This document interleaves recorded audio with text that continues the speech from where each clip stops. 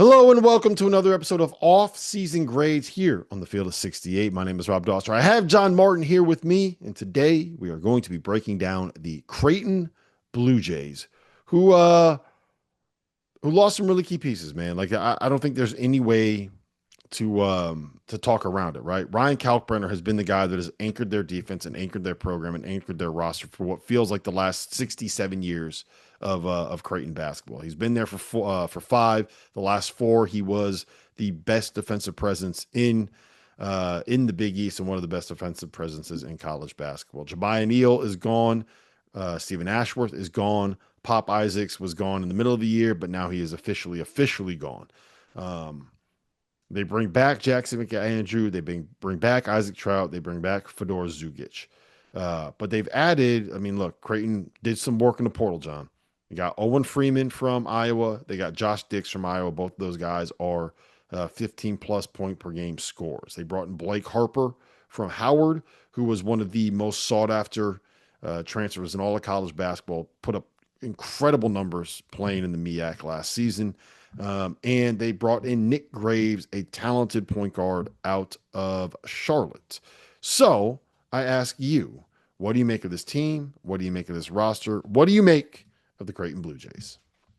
Man, I do like what they did in the portal. The scoring is certainly not going to be an issue. But I just think when you lose not just Ryan Kalkbrenner, who, you know this, Rob, when you have a 7-foot guy like that who can move and patrol the paint and can also, score, who's not a stiff, it's really, really damn hard to replace that. I mean, it's impossible, really, because it's a cheat code in college basketball. So when you lose not just him, but you also lose a guy who I thought just kind of was their soul in many ways in Stephen Ashworth the last couple of years. Um, I think there's just going to be a drop off. And I think that's natural. And I think that's, that's college basketball. Guys don't get a chance to play for forever. I know they'd like to. We saw some lawsuits. They're trying to make that happen. they can't play for forever. Eventually, the clock does run out, and I just think this is a case with Creighton, man, where that happened. And I think Greg McDermott did the best he could possibly do. I mean, there's certainly so much upside, right? You mentioned Blake Harper, put up 20 a game last year, one of the most coveted guys in the portal. Got that. Got a guy with high upside in Nick Graves. The guys coming over from Iowa. I get it. I see it. I understand it. But I just think at some point, it doesn't really matter who you get unless you're getting like the top two players in the portal.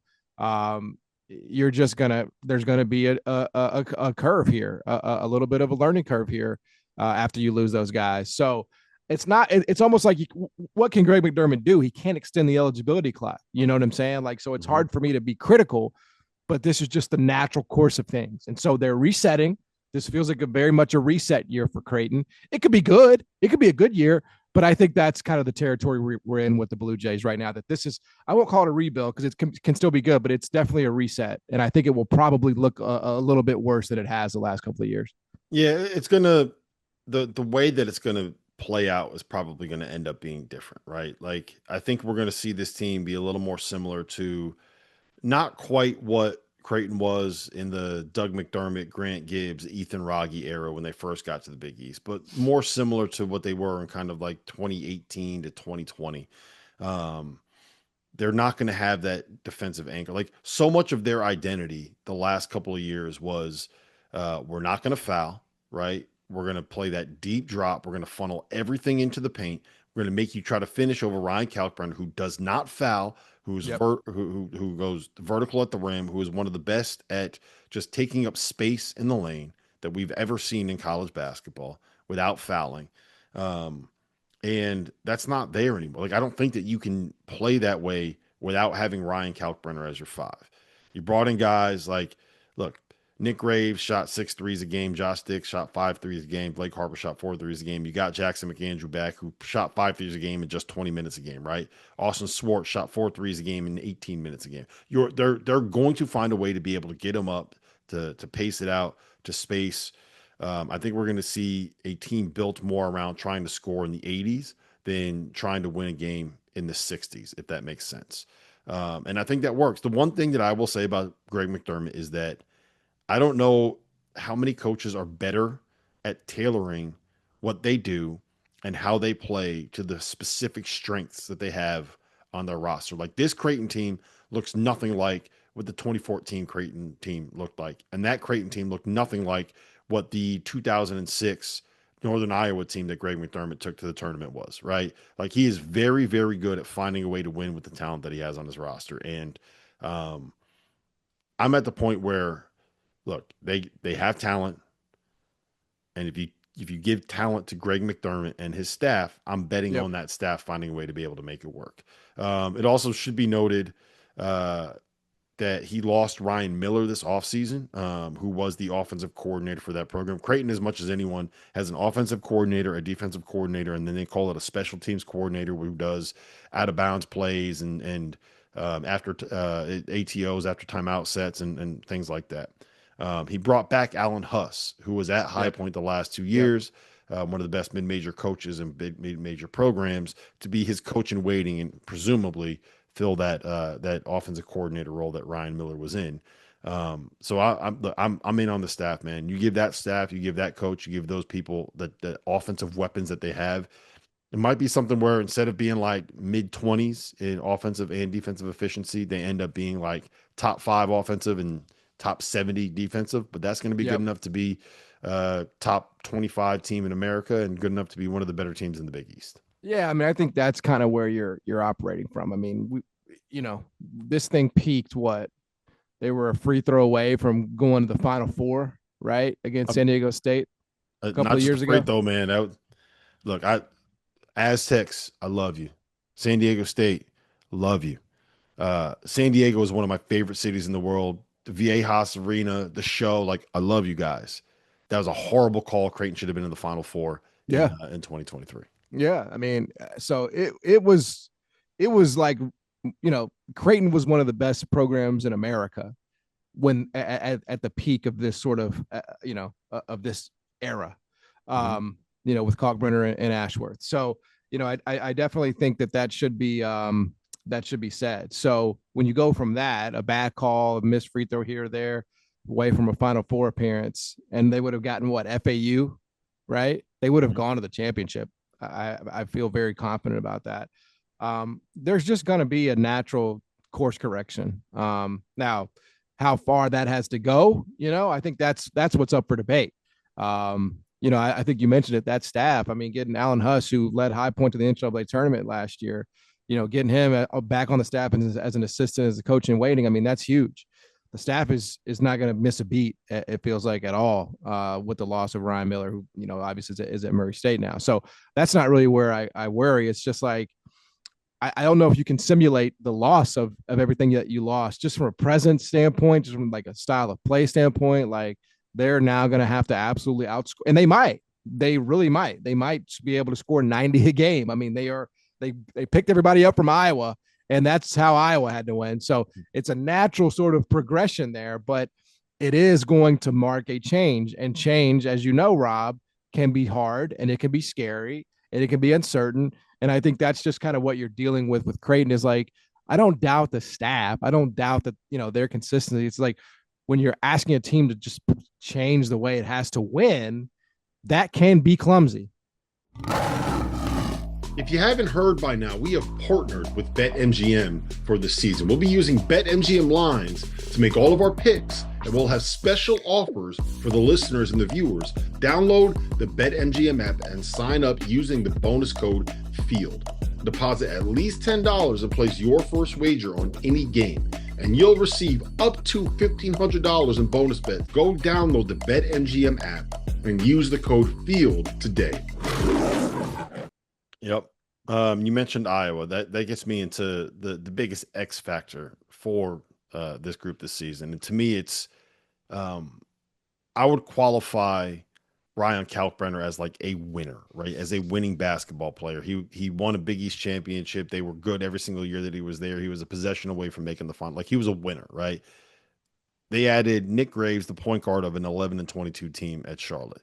They Yep. added Blake Harper, who was the star of a 12-20 team at Howard. They added Owen Freeman and Josh Dix, who were the focal point of a team that finished 500 in Iowa and 7-13 in the Big Ten. Two guys that played on an elite offensive team that was outside the top 160 in defensive efficiency. Did they add winners? Did they add players that can win? Did they add guys that are going to be more than just kind of empty calorie stats? Um, I'm not saying that they didn't, but those guys have to prove that they can be guys that are going to be effective pieces. Um, Sometimes even accepting a role, a much smaller role than they had at their previous stops on a team to be able to allow them to be winners and to be a team that can compete for the Big East. Yeah, no, I think that's fair. I do think that with that staff in place, it's going to be a lot easier to acclimate them and get them very used to. Hey, I don't know how it was at Howard.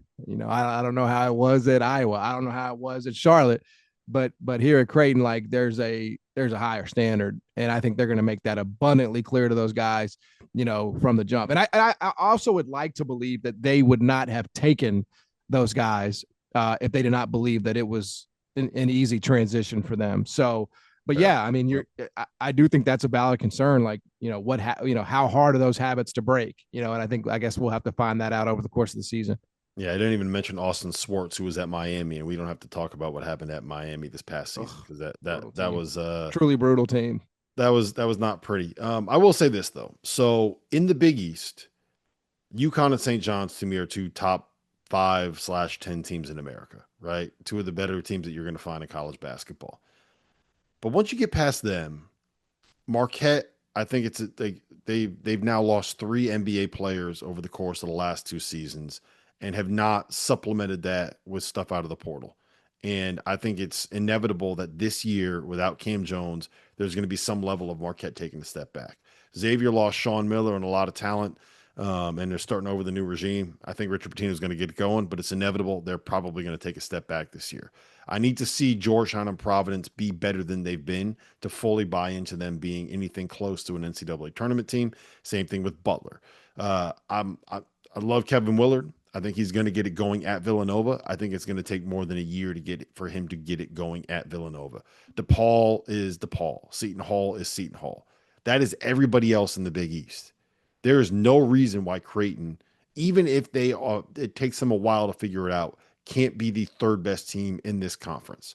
And I think if you're the third best team in the Big East, you are going to be a tournament team. That should be the bare minimum expectation. So I think this team can make the tournament. I think they should be able to win a game. And I think as the third best team in the Big East, that should be the baseline for where you start what a successful season is for these Creighton Blue Jays. Yeah, I agree completely. And I think just as you're going through all of the teams in the Big East, like what a shame, I would say. What a shame for the rest of this league that they're not in a better position to take advantage of a Creighton team that's down, that there's not a more obvious third place team, that can, hey, this is our chance to climb up the ladder a little bit in this conference. I guess that's a different video for a different day, but your beloved Big East is hurting for certain right now. I mean, it needs to be better, Rob. You know what's funny about that? This is a different conversation for a different day, but I'm going to bring it up right now because I want to bring it up.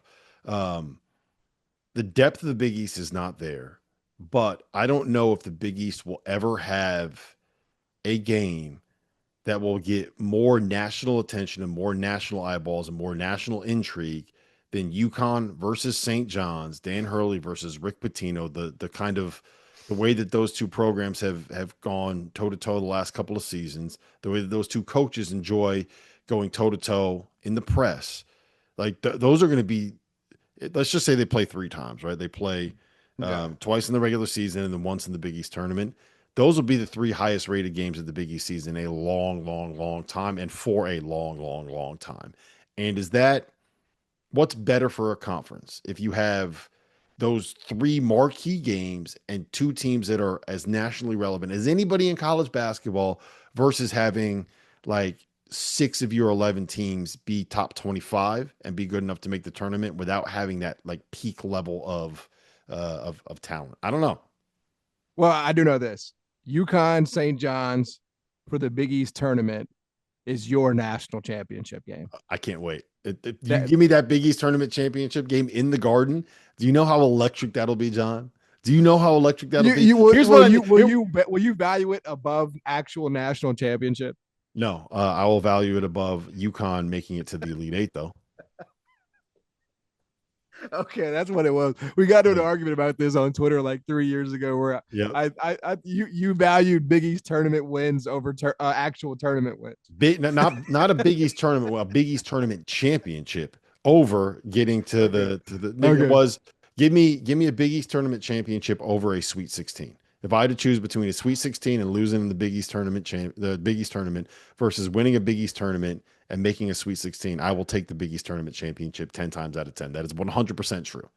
Oh man, I I know this. We will have a wall to wall 2 weeks worth of coverage for UConn St. John's in the Big East tournament. It's up to Creighton to crash that party.